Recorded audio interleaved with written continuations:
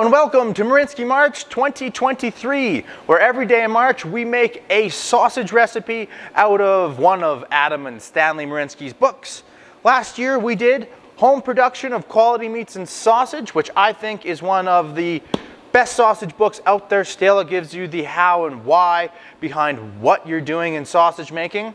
But this year we're doing recipes out of the new book, 1001 Greatest Sausage Recipes, which is a gift to us sausage makers and meat enthusiasts. Adam and Stan have traveled across Europe and North America for the last 20 years compiling recipes, and they put it all into this jumbo book. What's even better is Stanley has sent me 5 copies to give away to you guys over the course of the month, and all you got to do to get qualified is leave a comment in the videos and I'll find you and I'll send you a copy if you're one of the lucky winners. So, without any further ado, let's get into 1001 Greatest Sausage Recipes by Adam and Stanley Marinsky. Hello and welcome to the episode of Marinsky March where we're making Chorizo Riojano. Chorizo Riojano, Chorizo della Rioja, is made in the autonomous community of La Rioja in Spain. The sausage carries protective geographical indications. So in Europe, in North America, we don't really have this, not officially anyways, you know, and there's some spots in the States and in Eastern Canada where you get specific products from specific locations. But in Europe, there is protected products, so they have to be made in a certain region, or they have to be made a very specific way to get the title. And so Chorizo Riojano is one of these. It got its award in 2010. So this, what I'm going to make today, is technically not going to be a geographically protected one because I'm in Canada, I'm not in Spain obviously. This recipe is for PGI certified product, which is made by only 6 licensed manufacturers, all located in La Rioja. There are other versions of the Chorizo Riojano, some stuffed into 26, 28 millimeter loops, others into 40 to 50 millimeter pork middles. Proportion of meat to fat can vary from anywhere to 20 to 40%. So 20 to 40% fat is acceptable in this one. So it's got a pretty big variety of sizes and fat contents. But the spices remain the same: salt, pimento, and garlic. So salt, paprika, and garlic.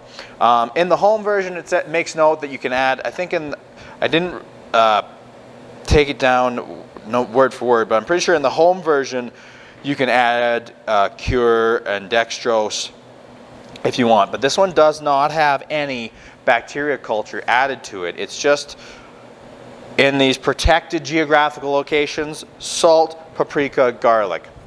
That's it.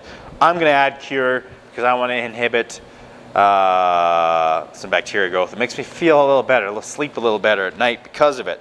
But this one's easy. So we got lean pork over here and pork belly over here. I'm not going to lie to you, this actually isn't pork belly, it's just some really marbled looking pork. My pork bellies are frozen solid, so I don't have any fresh ones to grind up for this, but I'm thinking it'll be the same.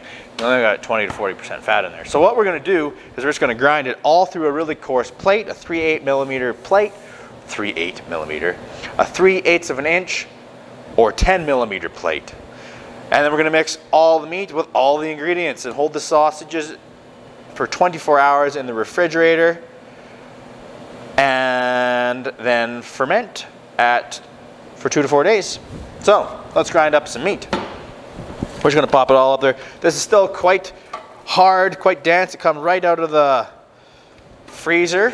First grind. We're only going to do one grind on this. And Stanley sent me a picture of this one. He's been traveling across Europe for probably his whole life collecting these, and he's got a gallery, he told me, of 5,000 images of all the different sausages. I would love to see that. He sounds like he's lived, well, he's probably worked very hard to be able to do that in the latter stage of his life, but he shared the picture with me, and I'll put it up here for you now as I grind. Okay, there's the last of it coming out. It's like a pretty nice mix. You want to be selecting a little bit nicer pork when you're doing something that's this coarse, because if there's chunks of gristle in there, you're going to have little hard chunks of gristle in your final product as it gets drier. But now it's time to mix our spices in. Okay, here's our salt, paprika, and garlic. Smells good. Seems like every Spanish recipe has a ton of garlic. A ton of paprika. My table's still stained from the paprika. It's like you guys got too much over it there. Trying to get rid of it all. Okay, here it goes. Mix it up. Now, it does say to hold the sausage mass in the refrigerator for 24 hours.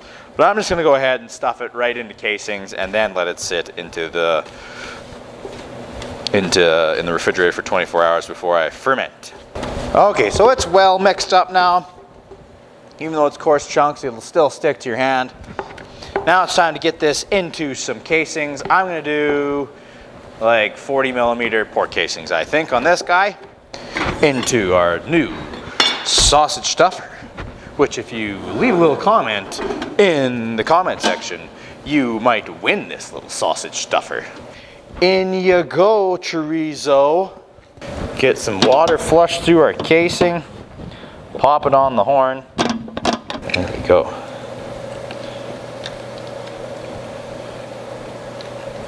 Look at that. Nice dark red color. There's the end of it. I'm going to get the little extra out of the bottom of the sausage stuffer this time. During at the end of this one, so I'm going to get that out. I don't want any crossover of flavors. There we go.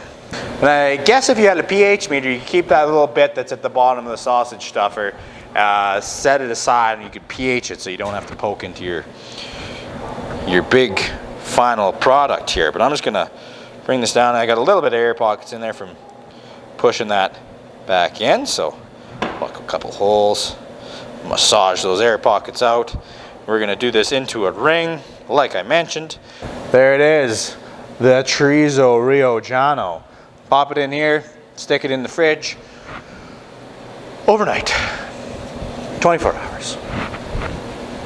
Time to have a look at our Chorizo Riojano. All wrapped up, keeping that high humidity. Now, if I had my pH meter, it'd be nice to test it here, but I don't. I'm just gonna go by visuals. So it looks like nice color. It's not gray and gross and green.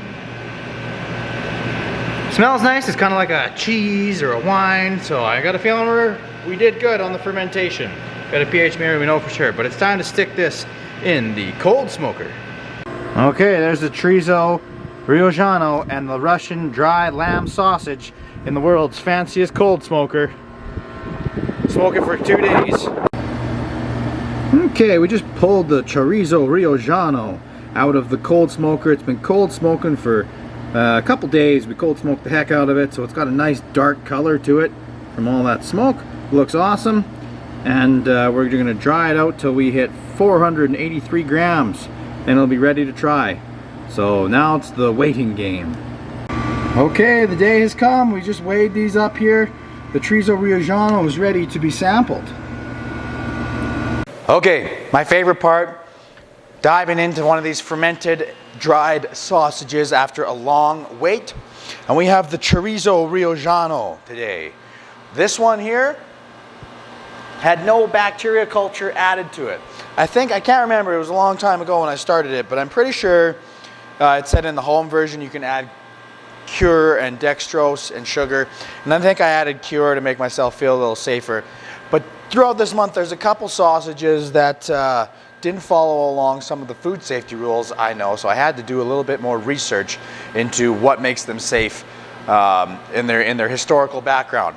So often they have pimenton, which is paprika, right? Is that how I say that? I don't know. I don't speak Spanish. I'm pretty sure it's pimenton, which is paprika, and garlic. Now, garlic is probably the main agent at work there. It's an antioxidant, so an antioxidant, it basically stops oxidization, which is a chain reaction that happens in the presence of oxygen, which deteriorates the quality of food and produces off odors and flavors. But not only that, garlic is antibacterial, so It inhibits, it doesn't kill bacteria, but it inhibits their growth, except for lactic acid forming bacteria. And lactic acid is a great thing in fermented sausages because it would bring down the pH. So if garlic did its job, it inhibited all of the other pseudomonads and pathogenic bacteria, but allowed the lactic acid bacteria to grow and reproduce inside this Chorizo Riojano, it should be safe. The addition of cultures is definitely recommended by me to you, because then you know that you have those beneficial bacteria in there, and you know they're going to grow and compete against the bad guys. But, and not only that, we smoked it in hickory. Hickory's an antioxidant, but we'll see how it goes. This one's nice and firm. It's a little past its weight loss, so I better bring you in for a close-up. Look at that, nice and dark. Didn't grow any mold because we cold smoked the heck out of it. Nice and firm. Let's see how it tastes. Oh, that inside looks beautiful. It's going to be a good one. We did so well. Looks so yummy.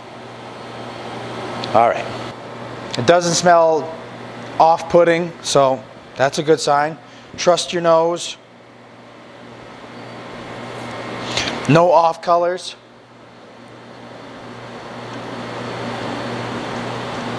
And loads of flavor.